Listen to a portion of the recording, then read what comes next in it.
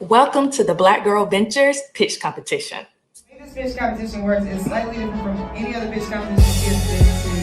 It's like Shark Tank with an audience, but everybody's a shark. So all of you have an opportunity to vote with your dollars tonight. We'll listen to 7, 8 amazing women come up and showcase their business.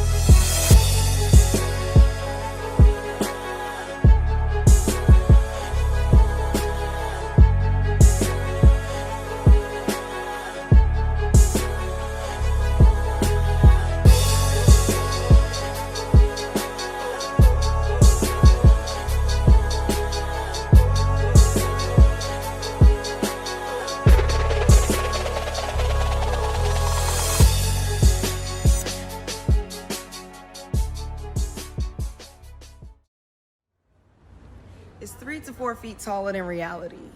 Its ropes are red, white, and blue. Its platform is blank stretched canvas. They say it's built for a man. There's room for my competitors and I. There's corners and centers, punches and knockouts, blood, sweat, and tears. Entrepreneurship is a boxing match. But we, the women, know how to stay light on our feet. We slide past insecurity. We shuffle through sexual harassment, me too. We duck, then jab, then land, and suddenly, the predefined role of woman calls our name. Wife, mother, feminist, auntie, babysitter, nasty woman, pow. Right in the kisser. I fall.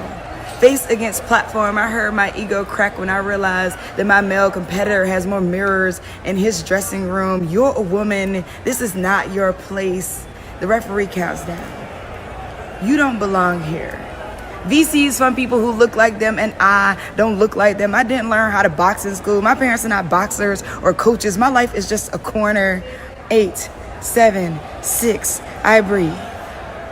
This game is rigged, but fuck that. I'm the only species on earth that can bleed for a month and not die. I am badass. Even if I bow out and get a corporate job, I would still make less than the man who would scrape my remains from this platform. 5, 4, 3, get up, girl.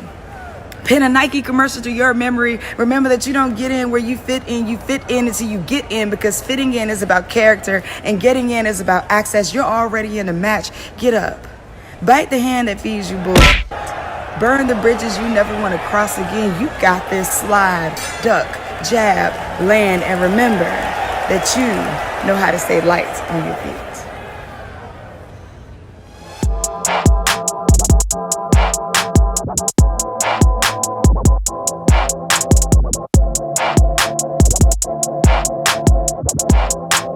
Hello, I am Kendra Strong, President EVP of Goodrich North America and brand lead for Afro Sheen and Over Innovation. Fun fact about me, I received my education from Florida A&M University, a historic HBCU. Go Rattlers. Hello, everyone. I'm Penny Coy. I'm Vice President of Ulta Beauty. I'm so happy to be with you here today. Fun fact about me, I've been with the company for 11 years and pretty much have touched most of the categories that the company has to offer. And in my personal life, I have a lot of fun. I have 2 daughters, one who's a millennial and one who's a Gen Z. So it's really fun to see how they react to brands and shop. And I'm Chris Hobson. I'm the founder and CEO of Rare Beauty Brands. We're thrilled to be partnering with Black Girl Ventures and Ulta on this pitch competition.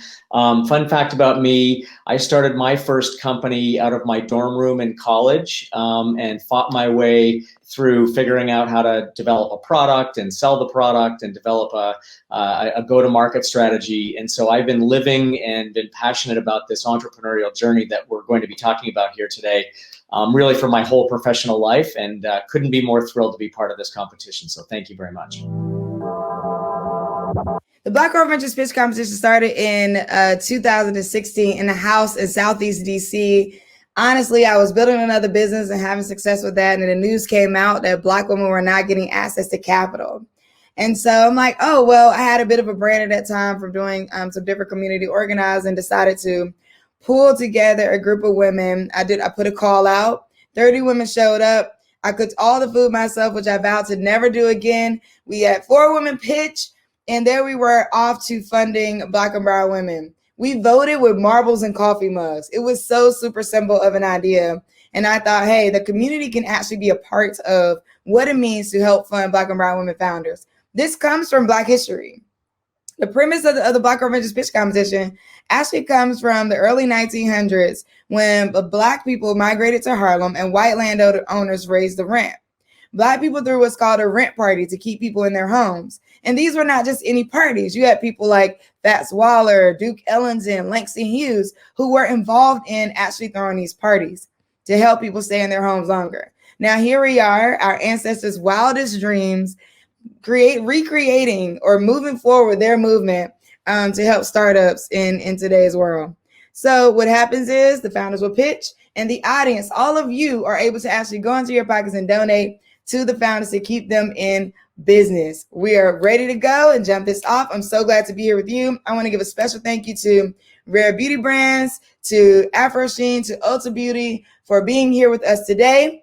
And Rare Beauty Brands and Ulta for partnering to be able to bring some amazing prizes that we'll announce a little later to the winners.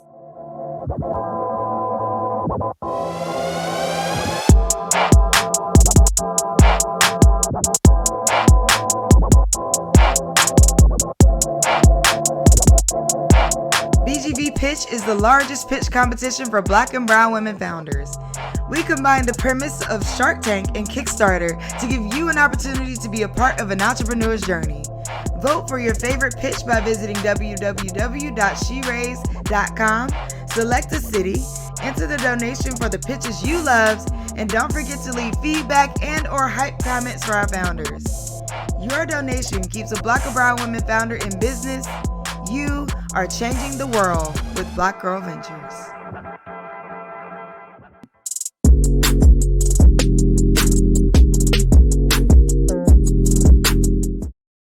Six years ago, I was breaking out in hives, my skin reacting to the lotions I was using. At the time, I had no idea how unregulated the U.S. beauty and personal care industry is.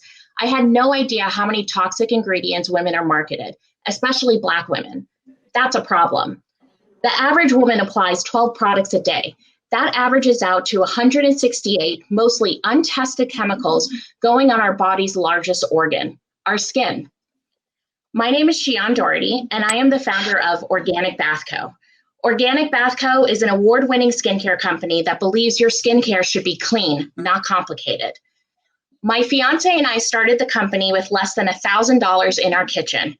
Our first product, made for my sensitive skin, was a pure, unscented body butter. That body butter, made from 5 nourishing skin ingredients, that is now one of our top sellers, Naked Body Butter. We've been named a Black-owned beauty brand here to slay by Cosmopolitan magazine. Our award-winning hand sanitizers won Best of Boston by Boston Magazine. If that's not a sign of 2020, I don't know what is. The U.S. personal care market is worth $4.8 billion a year, and more women than ever are searching for clean, healthy skincare products that they can feel good about using. With a lot of passion and perseverance, Organic Bath Co. has grown tremendously over the past 6 years. We are on the shelves of top clean beauty retailers across the country, including Folane, Aaliyah, and Lemon Lane. We're also about to launch in Thrive Market. We have a solid team in place, as well as an impressive board of advisors. And now I need your help to take Organic Bath Co. to the next level. I've sacrificed and bootstrapped, which is hard, to get Organic Bath Co. to where it is today, which is on the shelves of top beauty retailers across the country. We have grown organically, no pun intended, through word of mouth. We're in conversations with big box retailers, and we need capital to accelerate our growth. As you can see, we are well positioned to attract the natural consumer at an affordable price point. We're asking for $850,000. This will help us lower our cost of goods so we can make clean beauty more accessible for all. I'm passionate about that.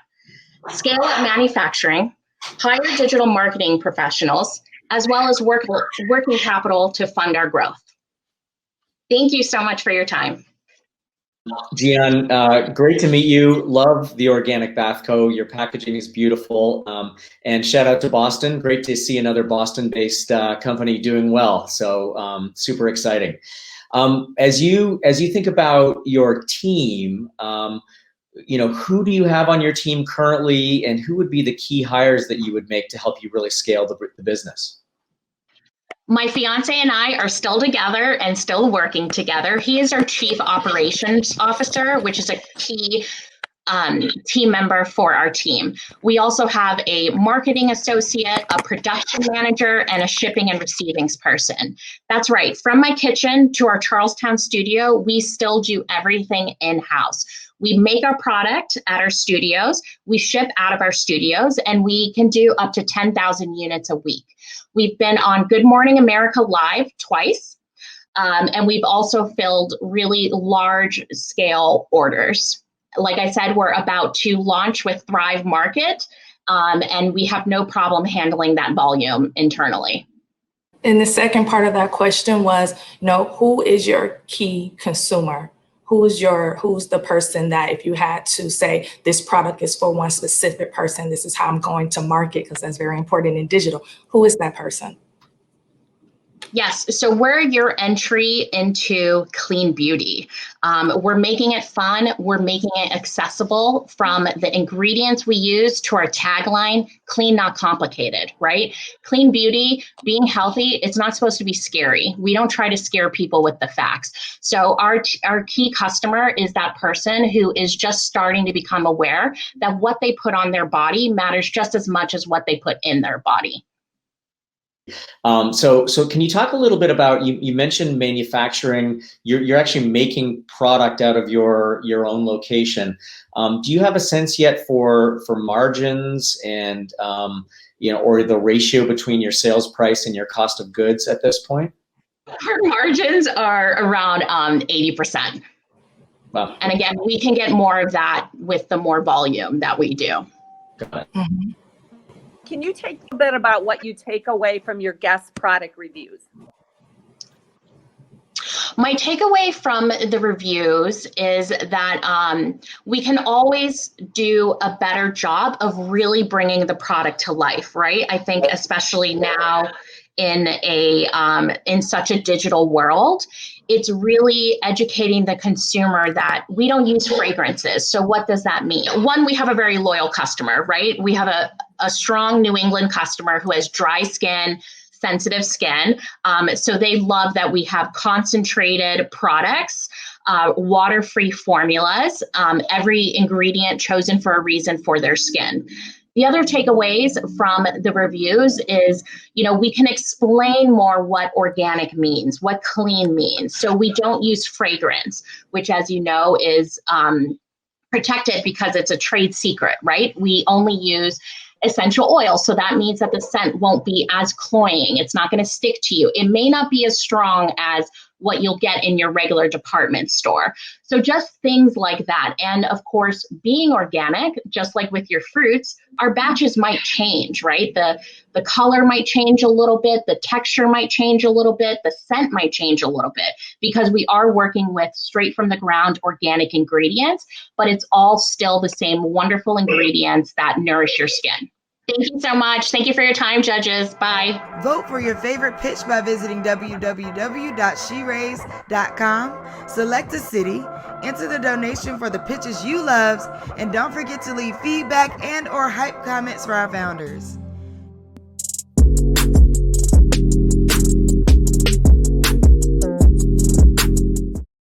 Hi, everyone. My name is Asia Frierson, and I'm the founder of Habit Cosmetics. As a baby, I was blessed to be adopted by a family that always made me feel loved and accepted. But as a multiracial child who didn't look like my family, I sometimes felt that I didn't fit in. Once we left the house, the comments of strangers made me feel set apart. As a teenager, I got terrible acne, so I would go to the drugstore to buy foundation. In some brands, there were no shades to match my skin tone. In college, in an effort to clear my skin, I became a vegan, and my skin began to glow. But in vegan restaurants and health food stores, I rarely saw women that looked like me. Fast forward to my first job after college, where I trained to become a colorist for a major fashion brand. I learned to put together trend-relevant yet wearable color palettes that flatter every skin tone. And a light bulb went off. I could use this new knowledge to create a safe space for all women, and for women of color especially, to feel represented and find belonging and healing through health-promoting products. In that moment, I began development on Habit Cosmetics and launched it in 2013. Our products offer 4 main benefits. They're non-toxic, vegan, and cruelty-free, and our makeup is also organic. Multitasking formulas with skincare ingredients, sustainable packaging, and to that end, we're the only nail polish brand using post-consumer plastic components, bamboo overcaps to limit our plastic use, FSC-certified paperboard boxes, plus reusable aluminum and glass jars for our makeup. Last but not least, we offer trend-relevant yet wearable colors that flatter every skin tone. We target millennials that live in major US cities who prioritize natural, vegan, and eco-friendly products. In the US, the vegan cosmetics market is projected to reach $3 billion by 2025, while natural cosmetics is projected to hit $2 billion. Based on our current trajectory and new marketing efforts, we predict our market share to grow to $133 million by 2025. A majority of global consumers see wellness and eco-friendly packaging as essential for brands, while 55% are interested in new sustainable brands. Also, within the Black community, 8% of people identify as strict vegans or vegetarians compared to 3% of the general population. While there have been amazing strides regarding vegan makeup brands becoming more inclusive, I do think that this statistic, coupled with my experience in the clean beauty space, means that there is room for growth. Habit is sold direct to consumer and at boutiques across the US. We created a co-branded line for the W hotels. Our margins are 47% to 87%, and we're projected to do $130K in sales this year with limited marketing. Our return customer rate is 23%, which is in line with the brand that has yet to saturate its target market. We're seeking $150,000 to expand our product line and increase sales support, as well as to invest in marketing to increase brand awareness. So there's a huge opportunity for clean, vegan, and sustainably packaged makeup, especially for women of color. Thank you. Thank you, Asia. It's a beautiful brand, and you've done a great job with the packaging, and love the sustainability story of all of the above. As you think about growing the brand, clearly you've got some DTC and some boutique sales going on.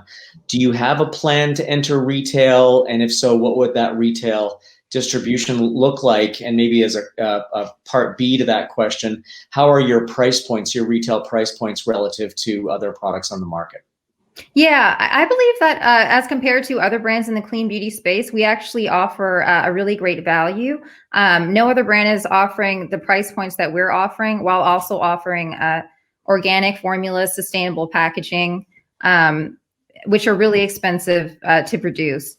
Our multi-use colors and highlighters, they retail for $28, and our nail polish retails for $18, which is about on par with a masstige or a prestige nail polish offering at this time. And as far as distribution, I'm really set on growing the brand organically, not getting ahead of ourselves in terms of where we can scale comfortably, I should say. So last year we actually, or at the top of this year, we made a packaging change that would enable us to scale, whereas before we wouldn't, because our assembly process was really complicated. So that's something that I'm really proud of. We're also moving into a fulfillment center this month. So that's something else that going into next year, I'm confident will enable us to really scale. Love the presentation, love the packaging. Thanks, Kendria. Positioning. My question is really in lines of some of the questions that Chris mentioned in regards to scalability. And one of the points that I noticed that you mentioned was in order to scale to meet your current distribution and your current dollars is that you had to change packaging slightly to be able to scale like that. Given that you're in the clean beauty space and a lot of your packaging is very beautiful, very elaborate, bamboo shoot, glass bottle for nails, I know that could be quite difficult to source. As you move forward with your brand, how do you perceive the packaging of your line would interrupt with your ability to scale or meet large orders? So to enable us to scale, we've made a key packaging change to simplify our packaging so that we can move into next year with a really easy assembly. We're also outsourcing fully our assembly to our manufacturers, and we're moving into a fulfillment center at the end of this month. Hi, Asia. It's Penny Coy. Can you tell me if you were approaching a retailer, what would your hero product be, and what is your mix between your nail line and your cosmetic line? Would you say in terms of sales mix? Okay, our hero product is absolutely still the nail polish. We launched in 2013. We're very much associated with our nail polish still. And so absolutely, I would say our hero product is the nail polish. I'm actually really excited too, because we're halfway through development on super cute nail polish minis, which everyone loves, or every woman loves. Most women love tiny, mini everything. I know I do, at least. And those offer the same price point as our nail polish at $18 retail, but you're getting 3 different colors. So it's a nice little sampling of the brand. We use the post-consumer recycled plastic components on those. And the caps have a cool metallized look to them. So we're aiming to launch those by Mother's Day of next year. Our makeup, we're still building traction on. I got so lucky and in the beginning when I launched my nail polish, and I was very naive as to how much marketing you need to get a traction for a new launch. And so I could have done way more marketing with the makeup that I have done than I have at this point. So that's something that we're really investing in next year, is more marketing for our brand overall, but specifically for our makeup. Thanks, Jeff. Lovely to meet you. Lovely to meet you. Great to meet you guys. Thank you. Vote for your favorite pitch by visiting www.sheraise.com. Select a city, enter the donation for the pitches you loved, and don't forget to leave feedback and or hype comments for our founders.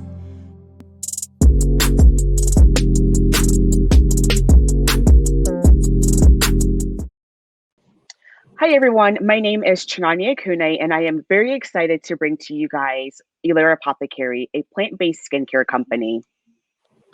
Elera Apothecary literally makes the best feeling, rich texture, natural vegan skincare on the market. We ensure efficacy and sustainability in our products, from the ingredients that we source to the packaging that we select. Our skincare is packed with clean ingredients, from shea butter to jojoba oil to even coconut oil. Elera Apothecary helps you feel confident knowing you're using the best ingredients for both your skin and the environment. When starting Elera Apothecary, I realized that customers they have very simple demands. They want to improve the look and feel of their skin while using plant-based ingredients, and get behind a skincare company that has sustainable values that they can believe in. The solution to that is Elera Apothecary, a plant-based skincare system. I started Elera Apothecary when my youngest brother came to me with a mental health illness. He suffered from schizophrenia and was really actively trying to find different ways to protect himself without going the traditional route with pharmaceuticals. At the time, I was working with a major automotive company, and my job was literally to make sure we were not bringing harmful ingredients into our workplace. When my brother came to me, I realized that a lot of the skincare products that he was using also had some of the same ingredients that I was actively banning from the work site. Really afraid of that, I decided I had to make a skincare system for my brother to use to help him combat his mental illness. That is where Elera Apothecary came in. We are a clean beauty system. We use high quality ingredients and sustainable packaging. In the future, we do plan to integrate into anti-aging skin. I also am currently in grad school and realize that a lot of skincare stops at age 65. We don't market to people older than that, even though people are living longer. We're also going to go into hair care and target target elements such as alopecia and dry skin. The market size for the global beauty industry is $800 billion. Skincare makes up 130 million, anti-aging 60 billion, and hair care 78 million. The competitive advantages that Elera Apothecary brings is that our products can be used in a system. We use unique formulas that are created in-house. I have a chemistry background. I also have over 10 years of lean manufacturing experience. We use technology to automate our systems from both manufacturing and our customer retention. We have also developed strategic partnerships that create jobs and economic development in 3 countries. We are able to make money through an omnipresent channel. We do direct to consumer via our website. You're able to purchase our products via social media and third-party platforms such as Amazon. We do wholesale where we have over 30 retail partners, brick and mortar and online. And we also do contract manufacturing for other companies. So we are currently doing about 15 different manufacturing for 15 different brands. In the future, we plan to branch out into hotels and resorts, retirement homes, and spas and salons for our commercial end.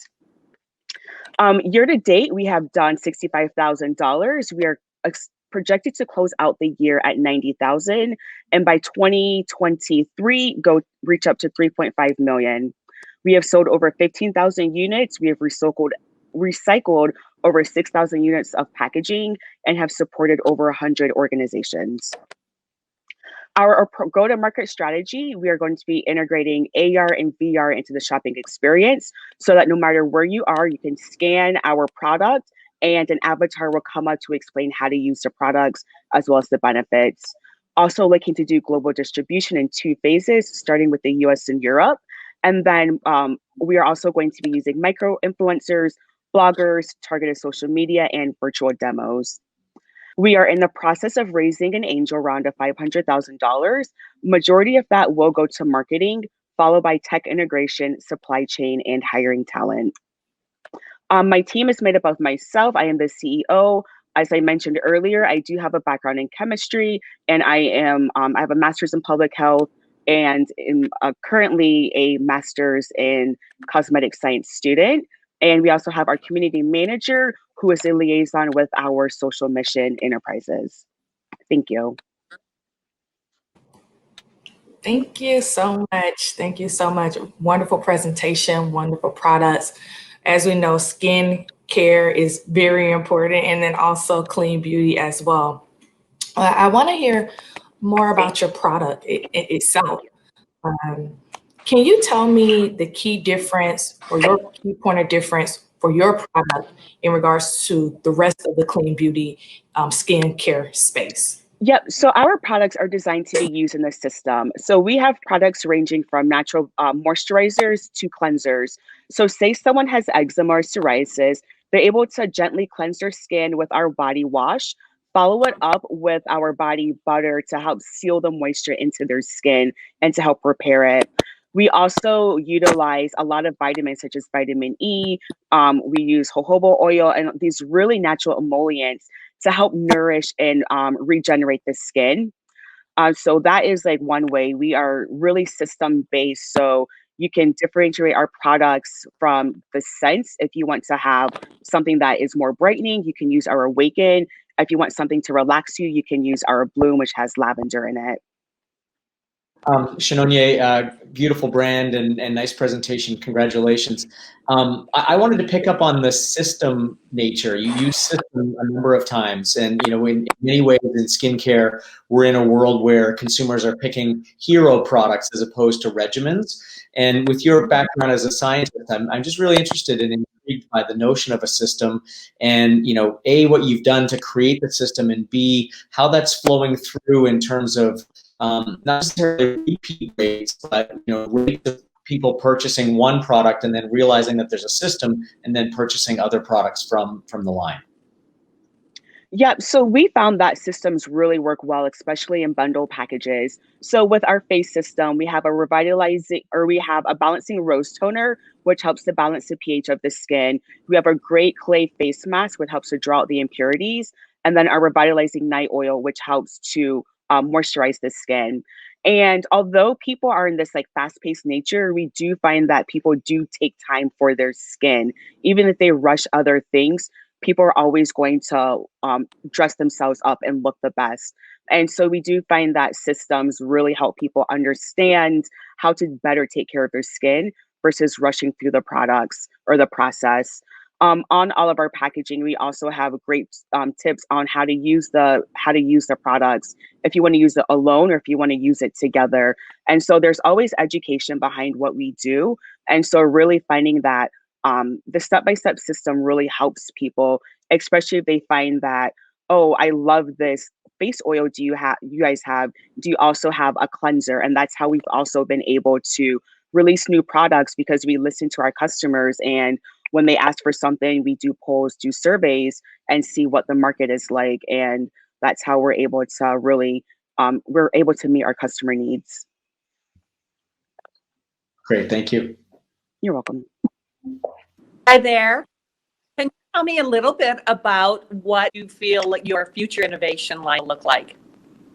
We are definitely looking to expand our product line. So when I mentioned anti-aging, definitely want to target, right now we're targeting like millennials, people ages like 35 to 50. Definitely want to increase that target demographic that we're reaching with our brand, even if it is with a sub brand underneath our company, and really getting more into like anti-aging. I have found that the health of your skin plays a large role in the health of your inners altogether. And so people who do take better care of their skin do tend to live longer, just because your skin, people don't realize like how much of a major health aspect your skin plays in protecting you. So integrating more anti-aging products into our line, and then also with the hair care line in the future. Vote for your favorite pitch by visiting www.sheraise.com. Select a city, enter the donation for the pitches you love, and don't forget to leave feedback and or hype comments for our founders.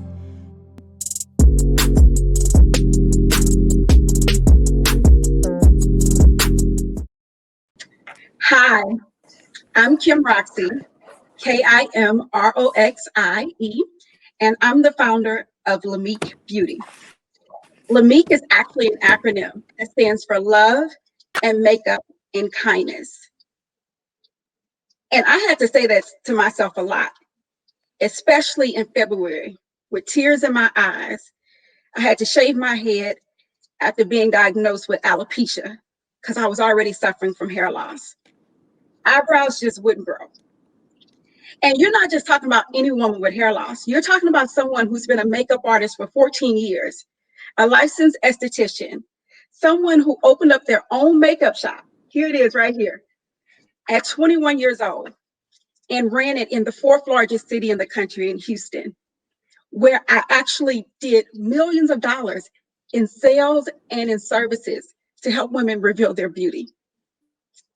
But when this problem arose for me, and I had already been testing out products and selling them inside of my store, I decided I had to close down that brick and mortar location and get Lameek out into the world. Because 75% of beauty products marketed to women who look like me are toxic, and they just don't address abnormalities like hair loss and skin issues. And Lameek, the solution, a clean makeup line that helps all women of color naturally enhance their beauty. And the first product I launched with, you know it, the brow kit. I had to do it. I had to address my own problem and make it a solution. Also, we have our nutrient-rich brow gel, which has castor seed oil in it, and our mascara. And our profit margins are hitting at 65 to 85% with those products. The global natural beauty market is growing, and women of color are at the forefront of it. We're currently sold direct to consumer through our website, but we're actually using augmented reality to virtually try on the brow kit so you can even see yourself with brows again, like it did for me. We're also using quiz. So it took the logic out of my head of working with women so personally and intricately for 14 years and put it inside of a quiz, kind of like Stitch Fix, where we actually recommend the right products for you just by the questions that you answer. Our average order value on our website right now is $59. And we've already experienced 500% growth since March. And we have a really engaged community of customers. They even helped me name the products. In our competitive landscape, we, above our competitors, are just checking all the boxes of the white space that's needed right now. Our team is actually made up right now of a group of women who are entrepreneurs before, but have decided to lay down what they were doing to join the mission of Lameek. And we're raising a round of funding now for investment so we can scale our productivity, which is actually happening in Houston. Our chemist is a former Estee Lauder, and we have a lab here that we work out of, and we're able to scale with numbers that we're able to do by joining a larger retailer. We're also going to use it for marketing and working capital. So join us at Lameek, where beauty is revealed, not applied. Thank you so much, Kim, for the lovely presentation. We very, very much enjoyed it. Love to see the eyebrows. Like I say, eyebrows are your girl's best friend, right? Yes. Always opens up the face. Yes. So I have questions. I have a question more so surrounding your current manufacturing and also, you know, the number of orders that you can actually fill. So can you give me a better understanding? What is the largest order that you are currently able to fill? What's your basis of your average order quantity a week? And how are you currently manufacturing your products? Yes, so we are actually manufacturing our products in Houston in a local lab here. We also have a shipping and fulfillment center where we're actually shipping the products from as well.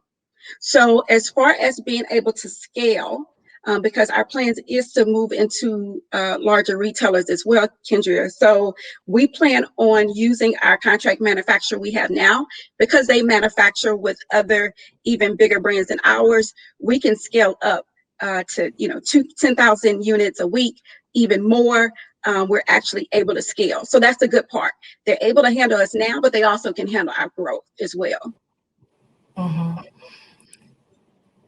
And when it comes to that scalability, of course, that's always locked into a financial number. You know, while a manufacturer may be able to scale quite quickly, you know, you have minimum order quantities from the retailer, and also it has to be done on time and on full.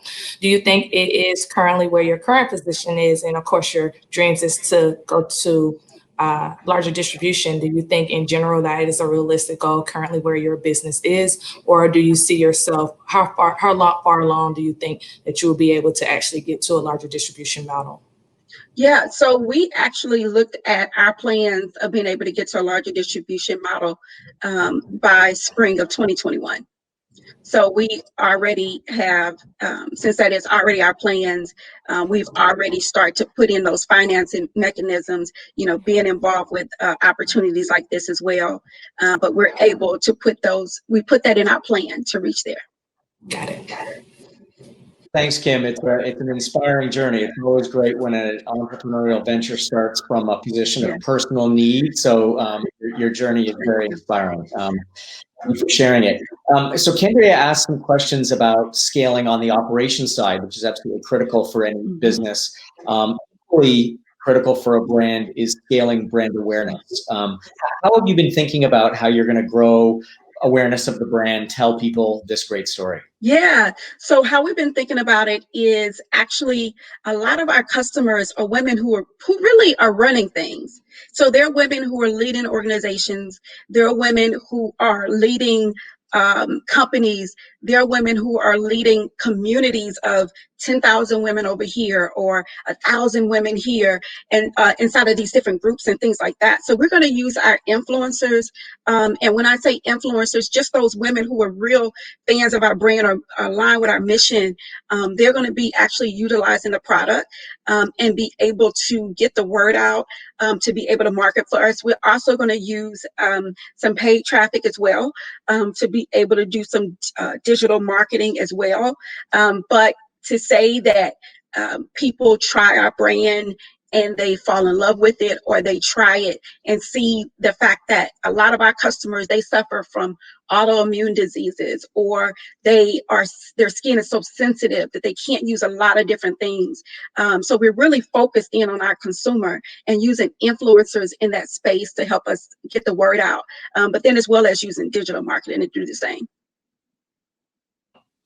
Great, thank you. And also, I must add that I am a very founder engaged brand. So I use live stream. I run a show every Friday night on Facebook, and our conversion is very high because I do that. It's my own sort of shopping network type of feel. So, I'm very engaged around showing, women how to use products. And I use my expertise as a makeup artist to be able to bring that to the light. So we're also using those type of, social channels also to get the word out as a founder. How do you plan to further build out your team? Yes, I'm so excited about growing my team because I have had so many people actually reach out that actually are so interested in the mission of Lameek and getting on board with us. And so some of the first hires that we're going to be doing is going to be inside of business development, as well as taking some of the operations duties as well, and also content creation that'll be happening, and also digital marketing. So we look at it as 3 key hires that we're going to be doing at scale. We have our contractor who does all our shipping and fulfillment. We have a fulfillment center, and it's here local. It's only about 20 minutes away from the lab where we actually make the product. So our supply chain is reachable, and it's actually here in the USA. So we're not also, tied up with not being able to get our hands on products. So like when this pandemic happened, our supply chain wasn't as affected because it was all just right here in this area. And so we're going to continue those relationships with those 3 key hires and what we're going to do on our team. Thank you, Kim. Thank you so much for your presentation and wonderful looks on the journey. Thank you. Good job, Kim. Thank you so much. Thank you so much. Vote for your favorite pitch by visiting www.sheraise.com. Select a city, enter the donation for the pitches you loved, and don't forget to leave feedback and or hype comments for our founders.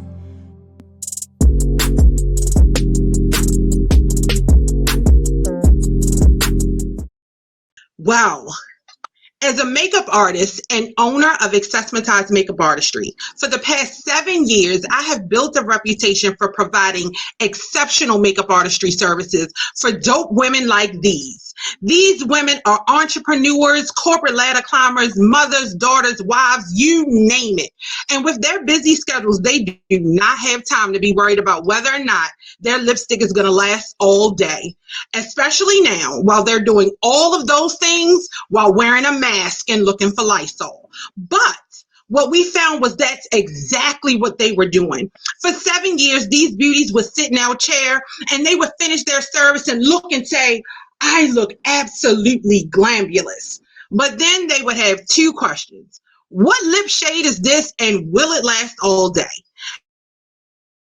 And we were left giving them a laundry list of shades that they had to get so they could combine it and create the lip color that we did. And we would have to break their hearts by letting them know that most likely their lip shades would not last all day. That is until now. Meet Kiki Thunder, our line of highly pigmented, long-lasting, smudge-proof, water-resistant, liquid matte lipsticks that meet the needs of the 90% of Black women who wear lipstick. Well, we sell those. The 86% of Black women who wear liquid matte lipsticks, well, we specialize in those. And the 87% of Black women who like to mix their lipsticks together. Well, listen, our lipsticks are formulated to do just that. So we're not breaking hearts anymore. And we've been able to carve out a niche in that market by using 5 different strategies, which has helped us to see great growth. We've seen growth in our sales, our orders, our order value, and we've been able to decrease our expenses, even during these challenging times of COVID-19. We have relied on the help of our amazing team to ensure that our wholesale customers receive their Kiki Thunder lip products in a timely fashion, as well as ensuring that our beauties are able to go to our website and our in-store location to purchase product. And then if that wasn't enough, we launched our Lip Lover subscription program, where our beauties are able to ensure that they get a new Kiki Thunder product each and every month delivered to their door. And in a space that has a lot of amazing brands, we've been able to carve out a space because we do offer same-day shipping always, and we provide our customers the opportunity to come and pick up their products in store. In addition, we are also able to influence our customers or share our products with them through our services line. If we were to receive additional funding, we can increase our manufacturing arm, grow our supply of raw materials, and like my mom always said, put a little bit to the side for a rainy day. Now, will you show your lip love and bring the thunder and grow with us? Wonderful energy. We loved it. Way to really present it. We bought into the brand, but then also into you. So I love that piece of it. I definitely see that you're passionate about it. It looks wonderful.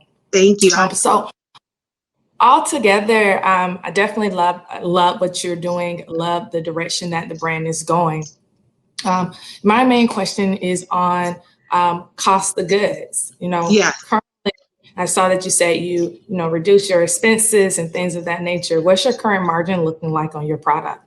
So for our liquid matte lipsticks, our margins are 70 to 75%.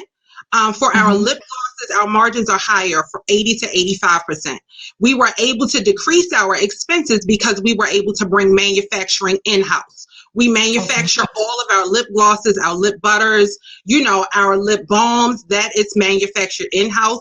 And we brought all of our packaging in-house. So now we're not worried about making sure labels and names. We're able to put our own names on our own bottles. We're able to put all of our labels on our bottles all in-house. So those are our margins right now, and those are how we were able to bring expenses down. Okay. All right. Thank you. You're welcome, beautiful.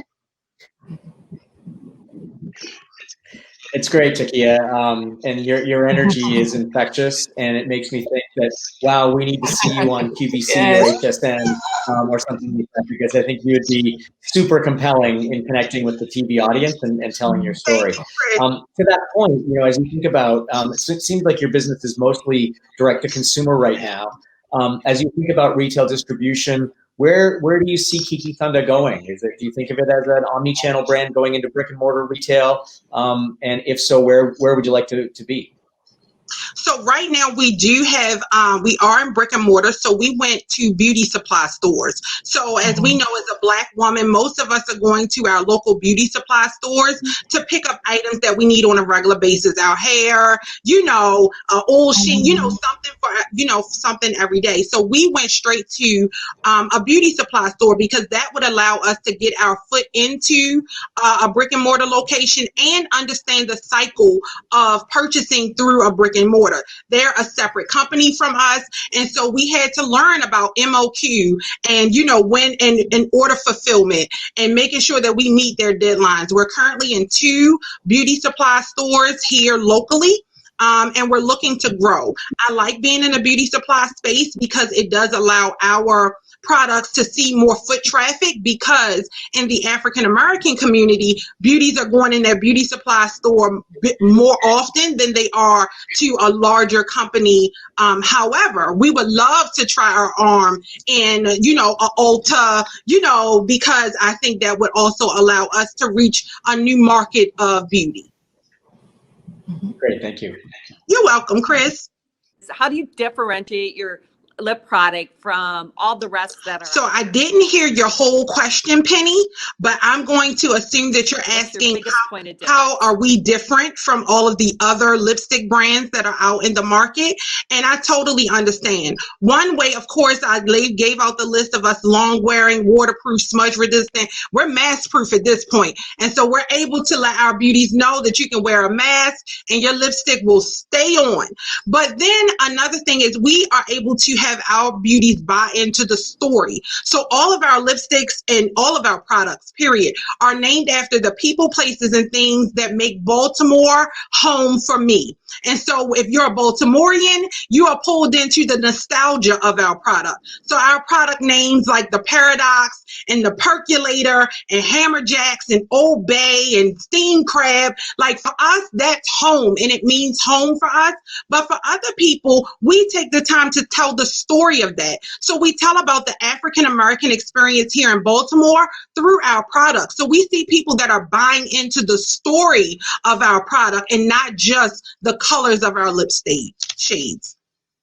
So thank you, Takia.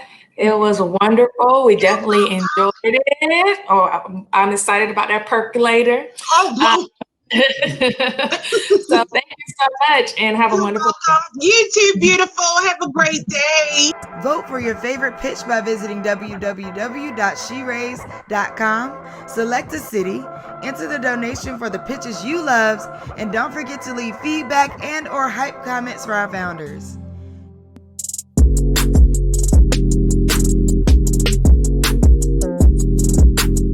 So it may be just perfume to you, but to me, it's a source of migraine headaches and dizzy spells and asthma and an entire host of calamities that could take place. So we look at 66 million in the US experience moderate to severe reactions to fragrances, and then 36 million have specific allergies to fragrance. And I am in that group. So I could be having an amazing day and I come into a perfume cloud, and then those things could change for me because of how quickly it could deteriorate. And in the US, 96 to 98% of all hair care contains fragrances.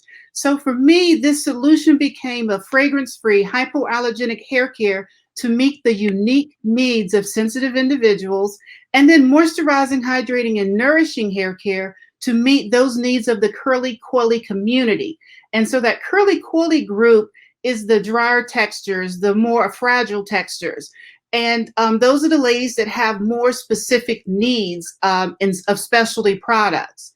So when you look at the 2018 Black hair care market sales, it's $2.51 billion. So there is a huge market and Black ladies spend on beauty. In fact, 2 times more is the frequency that curly and coily consumers are in the stores purchasing hair care products, or they're online purchasing hair care products. And at the same time, keep in mind that 2 times more of women of color have skin sensitivities.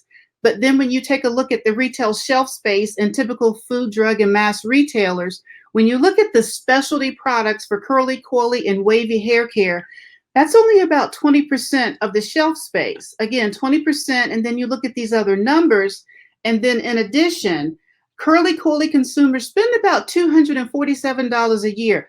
Personally, I think I spend that a month, but I have checked these statistics and they say this is $247 a year.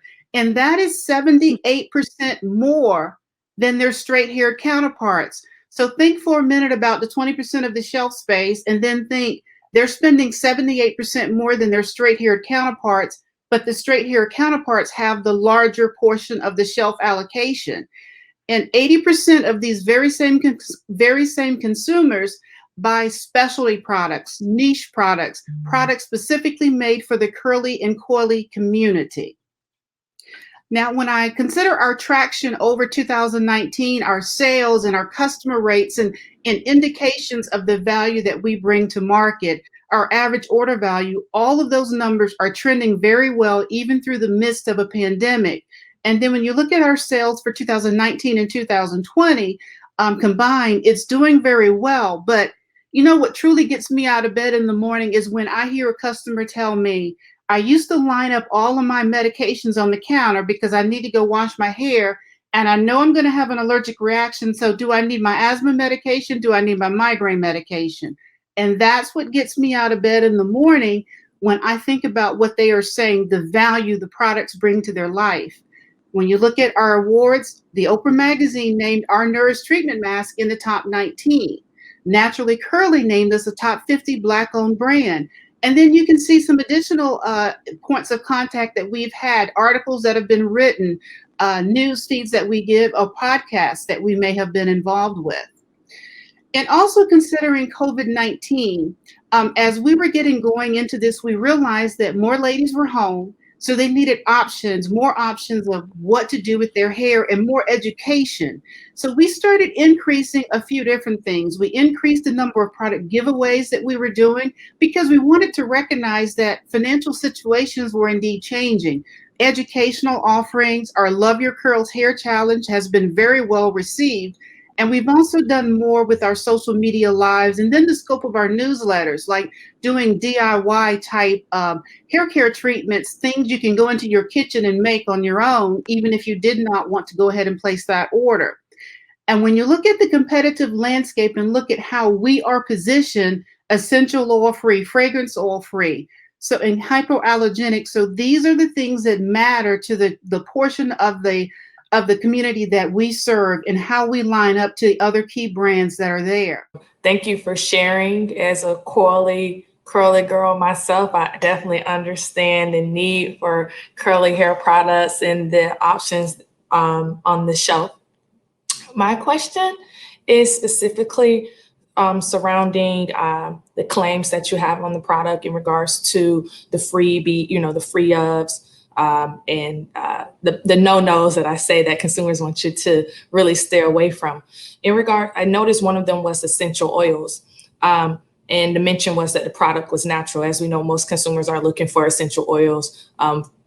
Many consumers are looking for essential oils. But how are you able to continue to provide the consumers with what they need from a natural standpoint by also avoiding natural essential oils at the same time?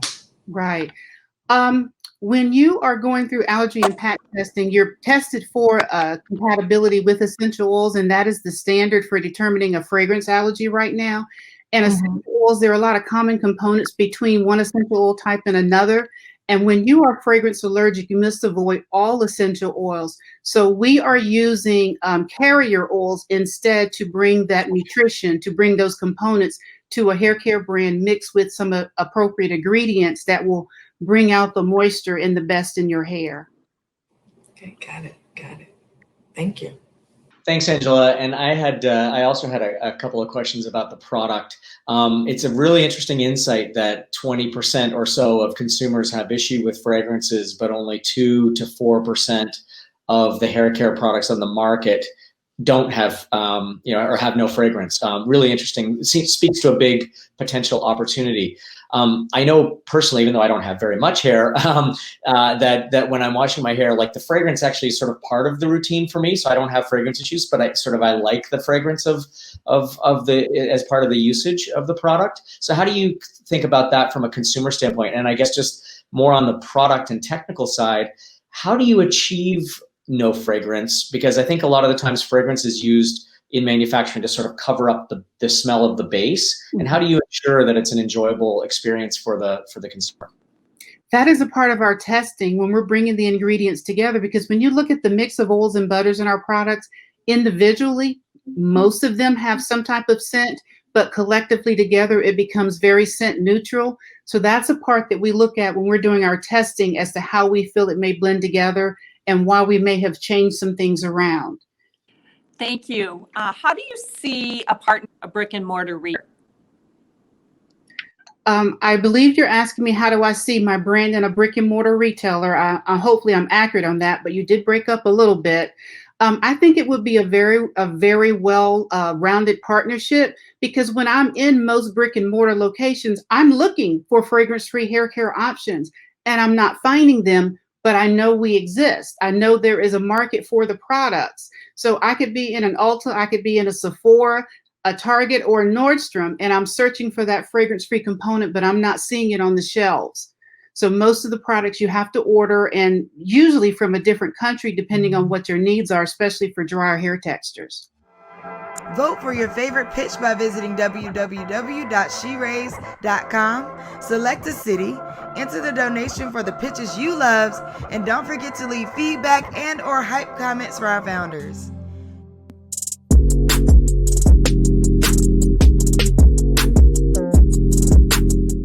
Hello, everyone. My name is Simone Gates, and I'd like to introduce you to Body Collection, the next leader in innovative body care, where we handcraft natural products that safely reduce and relieves aches and pains. A couple of months ago, I received an email from Abigail, who had a hip replacement surgery canceled over the summer due to COVID-19 precautions. She was in tremendous pain, and she did not want to rely on over-the-counter pain medication for her injury. 66% American adults are on prescription drugs. Of that, majority are older individuals and those dealing with chronic conditions. Like Abigail, they are seeking natural and safe alternatives that they can trust. We answer and solve their problem by creating innovative, natural, and transparent products such as our Heroic Healing Balm, bath salts, massage candles, amongst other things, that safely reduce pain without harmful effects. 3 years ago, I experienced an injury that left me in pain for 6 months straight. And like Abigail, I did not want to rely on popping pills every couple of hours to reduce my pain. So I sought out to create a whole body wellness company that really put transparency and safety at the top of the tier. When compared to our competitors, we are platinum status. Our products are synthetic-free, chemical-free, preservative-free, and we are the only ones out of our competitors that each and every ingredient goes through extensive toxin testing. Not only that, we provide these test results on our website for an additional layer of transparency for our customers. We are a direct-to-consumer brand, and within the last 6 months, we've been able to generate $55,000 in revenue through our website alone. 2 months ago, we were proudly named a Made in NYC official company, which led to wholesale strategic partnerships. That wholesale channel added an additional $10,000 in monthly income for us. We are at the intersection of plant-based beauty and plant-based pain relief, a $64.9 billion industry that we know we can be the leader in due to our innovative products, as well as the transparency we maintain for our ingredients and for our customer service. We have an 80% customer retention rate, $100,000 in lifetime sales over the past 2.5 years, and we have proven that we are pandemic proof. Our growth throughout the last 8 months has been tremendous. And even to this day, if you go to our website and place an order, you will have a handcrafted product made and shipped out within 24 hours. We are seeking financial and strategic partnership, and our ask today is $75,000. With that, we would be able to expand our team, strategize, and implement additional digital marketing opportunities, as well as increase our production capacity to maintain the recent growth that we're experiencing. Again, my name is Simone Gates, and I'm the founder of Body Collection. Thank you so much. Great job, Simone. Love the presentation. Love the overall idea about the products in regards to self-help, self-care, right? Because that is so important right now. My question in general about the consumer that you're targeting in the space that you're actually potentially wanting to play in. As I noticed, your competitors was on the screen. Many of your competitors, Bengay, Tiger Balm, Tylenol, actually have active ingredients within their products that are known to, medicated ingredients that are known to relieve pain. Going with a more holistic route, what is your reviews and what is the how are you really truly providing pain relief to the consumer, and at what level of pain relief? What is that consumer? Let me see if I can clean it. What are you actually relieving pain for? Is it true physical issues, aches and pains, or do you think it's more towards overall mental healing and just relaxation? Well, thank you so much for that question. That's a great question. There was a couple of points that I heard. In terms of who we're targeting, we've been able to really break out our segments into wellness at play, wellness at work, and whole body wellness. So we break down our products within those 3 buckets. In terms of the aches and pains that we're really targeting, it depends on the products. For instance, we have detox bath salts. Now, those are highly recommended to someone who's ran a marathon, right? Or they're on their feet all day for 12 plus hours, such as nurses, right? Or when you're going into our heroic healing balm, we've gotten a lot of feedback, 5-star reviews across the board in terms of that being able to be used for migraines on the back of the neck or chronic injuries. For instance, I've had customers who've had plantar fasciitis be able to relieve their pain more effectively with our healing balm versus them going to a physical therapist. I created a lot of the products dealing with my own shin injuries. And I have also had patients, for instance, a daughter just reached out to me recently. Her father just went through surgery related to his cancer predicament. And she bought him the bath salts as a way to relieve full body aches and pains. So we do have a lot of people who have reached out to us and said that their chronic conditions have been relieved. We are very careful with what we recommend on our website. But even skin conditions such as psoriasis or eczema, we've gotten a lot of great reviews from our multi-purpose oil as well. And a lot of the injuries or even the aches and pains are due to inflammation, right? So we're utilizing ingredients such as blue tansy, for instance, that have been shown to reduce inflammation when used targeted as a topical. Thank you. Great answer. Thank you. Yeah, Simone, well done. Great packaging. The branding is beautiful. Clearly, you've accomplished a lot in a short period of time. It's great. My question is about scalability. I think I heard you say at some point in the presentation that when I go to your website and buy, I'm going to get a handmade product. Obviously, that works at the scale that you're at now. Clearly, you want to be quite a bit bigger, and that wouldn't work at that scale. So how are you thinking about scaling your operation, scaling your manufacturing, scaling your fulfillment? We are proudly based in Harlem. And I have every intention to fulfill North Star as a company, which is to bring resources and employment within the Harlem community. Prior to the pandemic, we were already researching and looking into expanding our production facility. We have this space, Harlem has facilities, so it would be a matter of getting that influx of financial investment in order to be able to expand that production team. I would like to keep things in-house. I'm very passionate about ensuring that with our expansion, we are able to offer additional employment. And I really do think by keeping production in-house, that not only fulfills that social element, but it also, excuse me, it also ensures that our customers are getting effective and high quality ingredients in high quality products because we have an oversee of the entire production in-house. Great, thank you. Where do you see your further expansion in terms of wholesale distribution? So the strategic partnerships that we've been able to land within the last 2 months have been products that are in, there have been specific, they've been specific products in a specific size that is no longer available on our website. And we hope to see and use this as a testing ground for further expansion. We would love to get into brick and mortar. Prior to the pandemic, a lot of our bread and butter was through in-person pop-ups as well as in-person wholesale accounts at different boutiques here in the city. That worked well for us, but things are changing.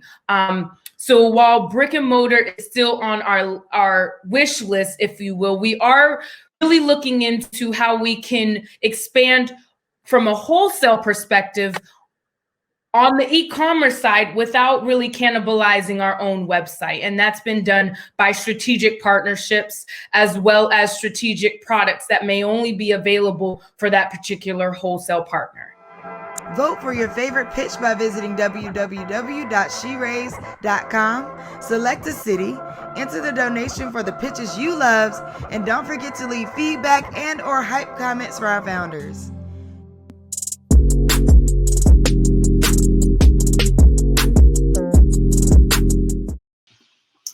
Are you tired of Hello. long wash days, excessive shedding while detangling, and hair tools that don't deliver on their promise?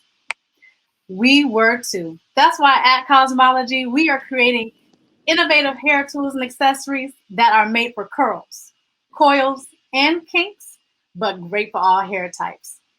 Hi, I'm Latoya Stirrup, co-founder of Cosmology, a company that I started with my two sisters to bring game-changing products to market, like our patent-pending 5-star customer-rated Curls Plus Detanglers. These are hair tools that we designed to minimize breakage, reduce detangling time, all while being gentle on your hair and scalp. But the real magic is in the design and shape of the teeth, as they are smooth and conical in shape to mimic your fingers, giving you a combing experience unlike any other. Not to mention that our wide tooth comb, which retails for $19, and our paddle comb, which retails for $22, features sectioning tips on the end, where you can section and detangle your hair all with one hair tool. And our pick, which retails for $14, is small in size but packs a punch, as it can be used to add volume to your curls or as a mini detangling comb on the go for our curl-setting, jet-setting curly girls. Now, when we launched in the market in 2019, we were met with rave reviews by our customers as they were exclaiming how our hair tools not only brought joy back to their wash days, but made it tear-free, scream-free with their kiddos. It just completely evolved and allowed them to significantly reduce their detangling time by 90%. That's right. Some people are now able to detangle their hair in 10 minutes. We actually have some challenges up on YouTube for you to check out. And when we launched in 2019, we have seen some tremendous growth. This year, we've seen 7x year-over-year organic growth. We also launched on HSN and QVC as one of the 70 brands selected to be a part of their Big Find competition. We have been in 3 issues of British Vogue, House and Garden, and in September, Allure featured us as one of their new beauty finds, just to name a few. And one of the things that we are extremely excited about is that we recently partnered with Repurpose Global, where we became the first and only hair tool company to now be certified plastic neutral. So not only are our hair tools good for your curls, but they're also good for the environment too. And as we look to set our sights on 2021 and beyond, we are excited for what's to come as we look to expand our direct-to-consumer channel through our website and other marketplaces, also grow our retail footprint in the US and UK, while staking our claim in the $90 billion global hair care industry. So we look forward to working with you to continue to bring innovative, lifestyle amplifying, changing, game-changing, innovative solutions that will change the way women, men, and kids around the world care for themselves and their curls. Thank you. Thank you so much. Wonderful, wonderful presentation. I definitely understand the value of detangling, right? So it's a big job that needs to be done, right? So I definitely wanted to kind of start, more so with the market and the consumer that we were targeting in regards to knowing that the hair care industry, Black hair care industry, of course, is projected to grow, continuously to grow. Black hair care consumers are consuming 9 times the amount of product of their competitors in general. But when it comes to, you and your tools and your price points and things of that nature, can you give me a little bit more insight of, who you're targeting, and also what persona, who is that person that you're targeting that will buy into this product, this tool at this price point? In addition to that, what are your sales like this year? Absolutely. So for our target market, our sweet spot, I would say, are African-American women right now between the ages of about 30 to 45 who prioritize quality over price. They're sort of tired of hair tools that, like I said in the beginning, don't deliver on their promise. They're not quite working and delivering. And especially when you're talking about consumers on the kinkier end of the spectrum, so they have about 4C texture type, they're really looking for solutions. And one of the things that happened when we launched on the market, which was extremely exciting, was that we were able to bring solutions that allowed them to comb their hair again. We received emails and just heartfelt messages from those customers who were saying, like, I haven't been able to comb my hair in years, and now I'm able to do that. So that's been really exciting. And I would also say that one of the things that we're looking to do as we continue to expand and grow is to really focus on the hair type and the idea of hair and detangling, and not so much making it an ethnic situation, because one, detangling is an issue for a lot of different consumers. So for us, it's more of a problem solution, because as you can see in our image that I have on the screen, we have someone who has looser curls. If you look to the left, then we have sort of like medium curls in the middle, and then we have the kinkier texture on the left. And so that's what's really important for us, is that it's about bringing the solution forward and allowing our customers to connect with us. So the second part of your question is terms of how we're doing with our sales. So this year we are expected to hit around 145,000. Last year we did about 22,000. And a lot of that growth has been organic. We just started to do social media advertising in September. But we immediately saw an uptick when COVID-19 hit, because again, you have customers who are home trying to devise solutions now that they have to do their own hair. They can't go to the beauty supply stores. They couldn't go to the salons. So they were looking to bring solutions home with them. And we were excited to be able to provide that solution. And one of the things as well that sort of, that we've been navigating this year is that just being able to meet the demand and the growth, especially because it was organic. So that's one of the things that we're working on now, is developing our demand forecasting. Now that we also have sort of paid social media advertising into the play, we can sort of gauge that a little bit more, while we're also onboarding larger retailers with POs and everything else. So there's quite a bit that's happening that we're really excited about. And I think, did I answer both of your questions? If there was one that I missed, please let me know. No, you did. Great job. Thank you.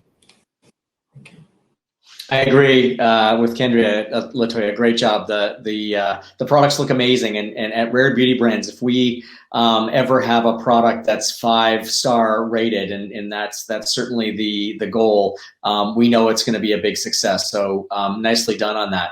So, question about product and your product plan. I mean, you've got the 3 products now. It sounds like, I think you said on average they're rated 5 stars across your various retailers. Yeah. Again, a metric to be very proud of. So do you think that your strategy should be to just double down on the 3 products, or do you have a product development roadmap for developing more? And if so, what might that look like? No, we absolutely do have a product development roadmap, because one of the things is that while we do see repeat purchases, it's more so repeat from the standpoint of, I bought my hair tool set, now let me get one for you. Mm-hmm. So we see a lot of that, where we have moms who send us emails all the time, like, I had to get my daughter one because she was using mine all the time. So that's sort of what we see. And it's not so much a repeat from it, there being issues with the product. It's more so wanting to share it. And so with the sort of idea of, repeat purchasing and bringing customers back into the funnel, that's something that we are looking to solve. So we are working on a product right now that is a consumable that will sort of enhance that repeat purchase that also complements the existing hair tools that you have. We also are developing sort of add-on features. So if you think about how when you buy an iPhone, you buy all of the other accessories that can go along with it. So that's something that we're working on too, while also expanding the line, because Melissa Bradley kind of coined it nicely that we're looking to be the Dyson of hair tools. And for us, the idea of creative innovation and developing new ideas and leveraging IP and patents and just ways to continue to evolve is something that we're looking to do. So this is just the beginning. And last year we treated it like our MVP to one, not only learn manufacturing, right? And then also retail and e-commerce, but it gave us a really good footprint to understand our customer, because we respond to what they send us. We use a lot of the language that they use when they reach out to us, like revolutionary, game changing. Those were all terms that they told us. And then also the fact that our hair tools are easy to clean. When we developed them, we didn't go into it from that mindset, but that was one of the things that they reached out to us and they were like, oh my gosh, these hair tools are so easy to clean compared to my other hair tools. So now that's something that we've added into our language when we talk about the selling points for these hair tools. Great, thank you. You're welcome. As you work with more retailers, how do you plan to further build out your team? Absolutely. So we have a pretty decent team now. So we have about 5 to 7, I would say 7 steady contractors who are working with us on our retail strategy, our optimization when it comes to logistics and shipping, as well as our product designer and our vendors in terms of where we're sort of sourcing products from. So as we continue to grow, it'll be great to sort of bring some of those elements in-house. So that way we're not, having to 1099 everyone and just really sort of keeping the brain power going. But what we've developed right now has been super exciting. A lot of, I would say about maybe 80 to 90% of the contractors that we work with are women and women of color. So we've made it very intentional in terms of how we developed and have sort of surrounded the brand with some really great minds who are passionate about what we're doing. They get the sort of problem solution that we're developing. And so they're able to infuse all of our work with some really great insights, and because they're subject matter experts. So we've been able to augment ourselves, myself and my 2 sisters, with some really great people who are doing fantastic jobs at helping us to grow and scale. Thank you so much, Latoya. Have a wonderful day. Thank you, you too. Vote for your favorite pitch by visiting www.sheraise.com. Select a city, enter the donation for the pitches you loved, and don't forget to leave feedback and or hype comments for our founders.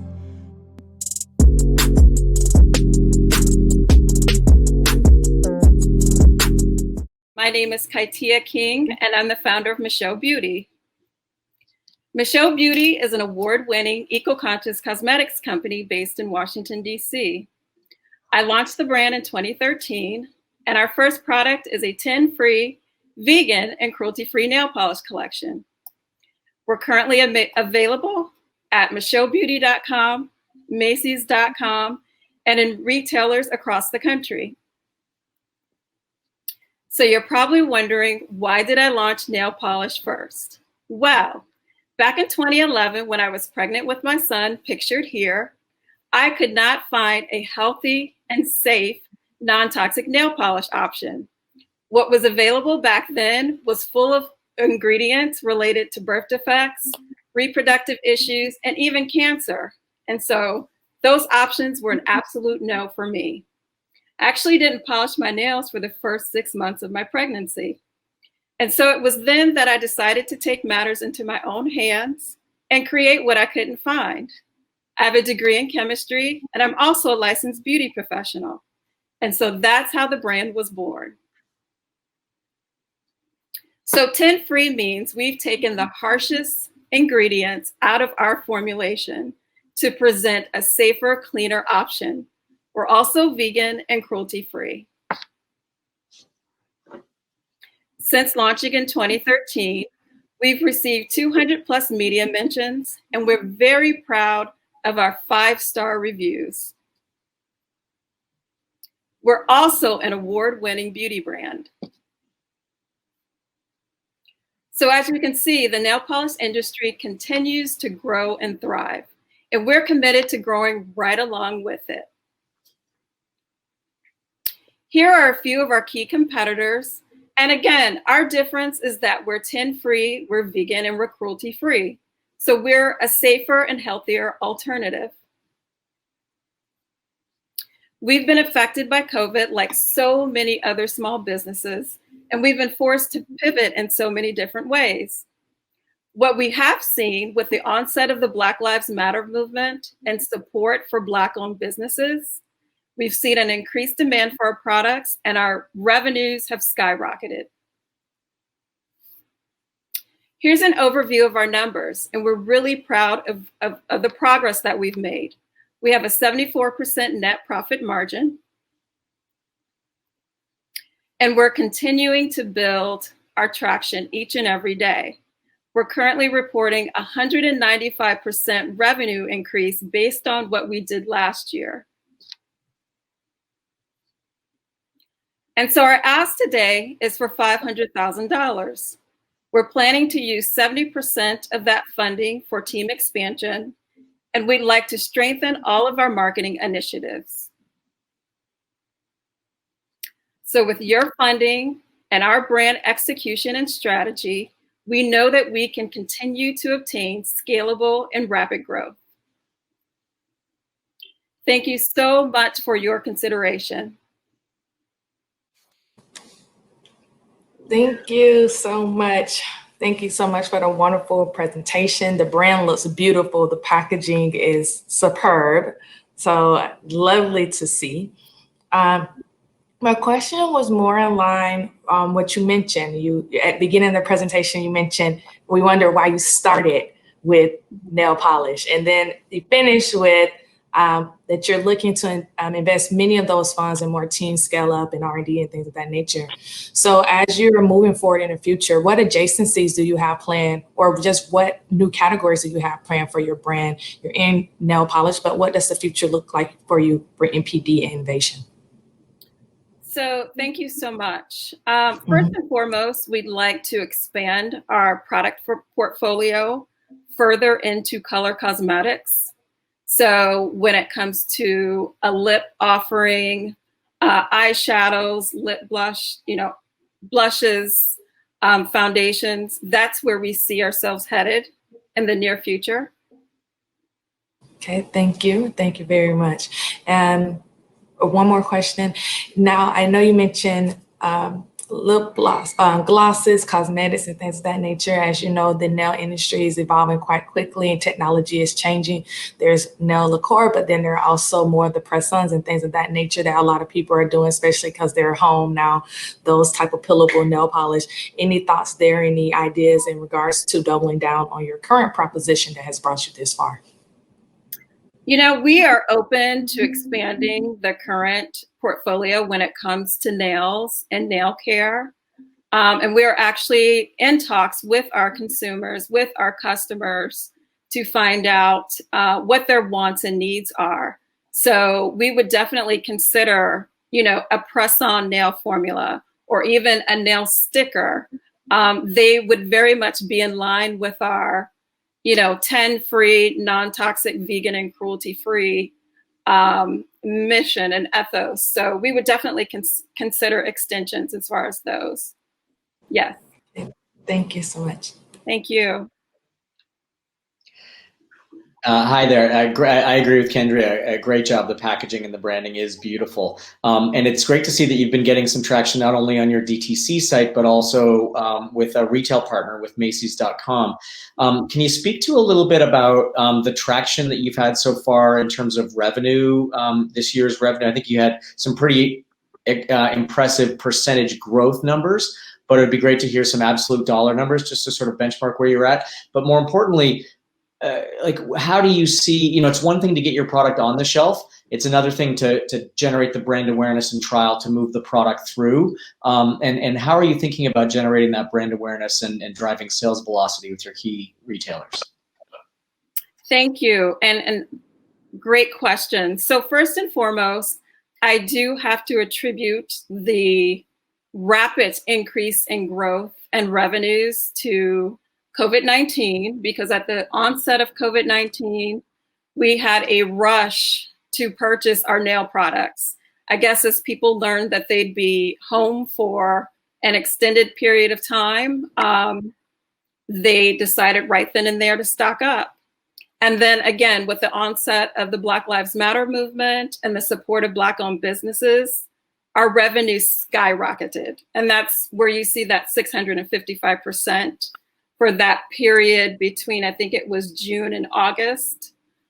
So as far as dollars, I think last year we may have done between 25 and 30K, and we've almost tripled that so far this year within this short time period, and we're not even done with 2020. And then to speak with regards to, building brand awareness once we hit those retailer shelves, that is where we come, that's where we need to focus on our marketing. We've spent up to, I guess this time, very little on paid social. And that's where we want to invest our dollars. That's where we know we will see a return. So we're looking at paid social, we're looking at engaging influencers. So that's where we will be investing our dollars. Great, thank you. Thank you. Building out your team in what? Oh, building out our team. What roles do you see doing that within? So additions to the Micho Beauty team involve or will include a head of marketing, a head of operations, and I also plan to hire a head of research and development. Vote for your favorite pitch by visiting www.sheraise.com. Select a city, enter the donation for the pitches you loved, and don't forget to leave feedback and or hype comments for our founders. Well, thank you, everyone. This has been super inspiring. I remember when we were starting the Patchology brand, we were just a couple of people working out of a small facility, and so many of these stories remind me of that early stage where you've got a vision, you've got some great products, and you're just looking for that first set of people to believe in what you're doing. And I found all 9 of these presentations to be inspiring on so many levels. And I just really am thrilled to have been involved and wish all of these entrepreneurs all the success in the world. So thank you, everyone, for taking the time to present your brands. I think they're beautiful. I love the innovation behind them, the thought behind them, the passion behind them. I think that overall, you are already a success. What you're doing, not many people can do that, are willing to take the punches and keep on going. I think in general, you have what it takes to continue and build wonderful brands. And I just want to thank you for allowing me to be a part of that. Thank you all to the beautiful woman who presented today. Their inspiration. Don't stop what you're doing. Keep driving forward. Keep telling your story. Letting people hear. It's so important. Thank you. So at Rare Beauty Brands, entrepreneurship is really in our DNA. We started our business as an idea and a concept, and just a couple of people, like many of the pitches here today. And it's often said that entrepreneurship is like a roller coaster. You're in a big company and the roller coaster kind of goes up and down. But when you're an entrepreneur, the highs are really, really high and the lows can be really, really low. I even remember at the early stages when we had some discouraging news in our company, I thought about giving up. And, I had somebody tell me that my number one job as an entrepreneur is to never, ever, ever, ever, ever, ever, ever, ever give up. And that was incredibly important for me to hear at that time. And I would pass that along to all of our 9 finalists here today, and really everybody who participated and applied for the competition. You just have to never, ever, ever give up. Keep on going. You can make it a success if you keep on trying. The only person that will let it fail is you. So really appreciate the opportunity to have been involved, and really wanted to thank several people. On the Rare Beauty brand side, Carolyn Burgoyes has been the consummate organizer of this. We're thrilled to be partnered with Black Girl Ventures, the incomparable Shelley Bell and her team, Tiffany and Anna and Isabella. Great to partner with you guys, and you guys have put on a first-class event here. Thank you to my fellow panelists. Thank you to Kendria Strong from AfroSheen. Thank you to Penny Coy from Ulta. Great to hear your questions and your advice for the participants.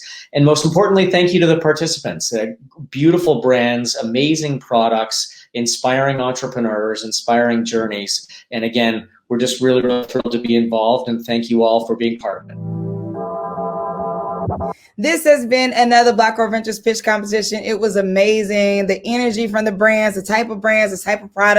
The voting is open right now. So you can go over to www.sheraise.com and vote for the founder's pitch that you love the most. The voting will be open over the course of the next week. So make sure you get in there and vote. Thank you so much for joining us. Have a great day. BGV Pitch is the largest pitch competition for Black and brown women founders. We combine the premise of Shark Tank and Kickstarter to give you an opportunity to be a part of an entrepreneur's journey.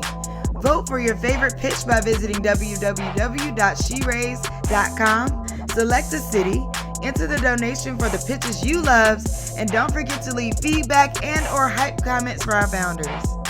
Your donation keeps a Black or brown women founder in business. You are changing the world with Black Girl Ventures.